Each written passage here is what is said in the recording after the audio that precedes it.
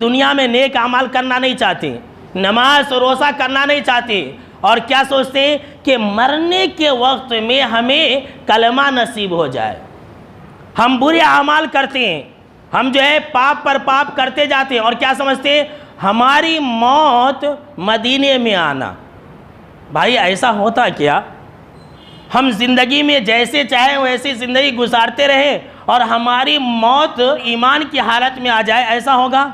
कभी ऐसा नहीं होगा। हम जैसे नेक आमाल करेंगे वैसी हमारी मौत होगी।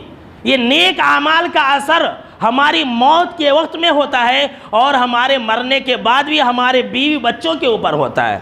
कभी आपने सुना, कभी आपने देखा कि कोई इंसान खेत के अंदर धान बोए और जब फसल काटने का वक्त हो तो वो अपने घर में गेहूं लेकर क्या है? कभी ऐसा नहीं होता। इंसान जो बोता है वही काटता है। हम जिंदगी के अंदर जैसे नेक अमाल करेंगे वैसा ही हमारा अंजाम होगा। लिहाजा मेरे दोस्तों, अगर हम अच्छी मौत मरना चाहते हैं तो नेक अमाल क्या करें? नेक अमाल से हमें अच्छी मौत मिलेगी। हम और आप क्या कहते हैं कि मौलवी साहब ज़रा दुआ कीजिए, बहुत परेशानी है। एक दूसरों को बोल लेते रहते कि ज़रा दुआ करो भाई, बहुत परेशानी है। परेशानी जाने का नाम ही नहीं ले रही है। बोलते कि नहीं बोलते? लेकिन आज मैं आपको ये बात बताने जा रहा हूँ कि हम नेक बन जाए, किसी को बोलने की ज़रूरत नहीं है, किसी आलिम साहब के पास जाने की ज़रूरत नहीं है, किसी मौलाना से आपको दुआ कराने की ज़रूरत नहीं है, किसी हाफिज़ जी से आपको दुआ कराने की ज़रूरत नहीं है। जी हाँ, हम नेक बन जाए और नेक बन जाएंगे, नेक अमाल करेंगे तो सबकी दुआ हमको मिलेगी। सबकी जानते हैं किन की?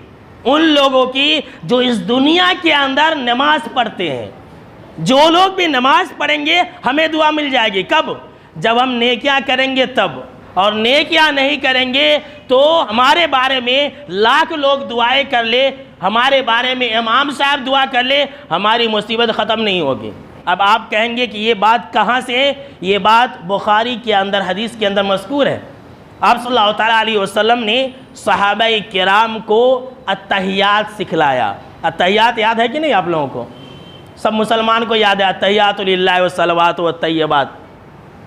तो उसके अंदर एक जुमला है, अस्सलामु अलैना व अला इबादिल्लाहिस सालिहीन।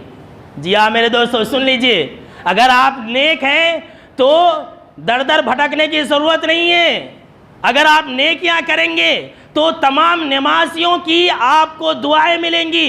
इस रूए ज़मीन के ऊपर जितने भी लोग अत्तहियात पढ़ेंगे, जब कभी भी एक नमाजी तशहुद के अंदर बैठेगा, अगर वो 2 रकात नमाज पढ़ेगा तब भी, और अगर 4 रकात नमाज पढ़ेगा तब भी, दोनों जगह पर पहले तशहुद और दूसरे तशहुद दोनों जगह पर अत्तहियात पढ़ी जाती है।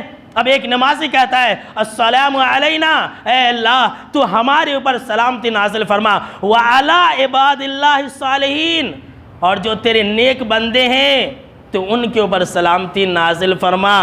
अगर हम नेक बन गए, कितने की दुआ चाहिए मेरे दोस्तों? नेक नहीं बनना चाहते, बस दुआ कराना चाहते।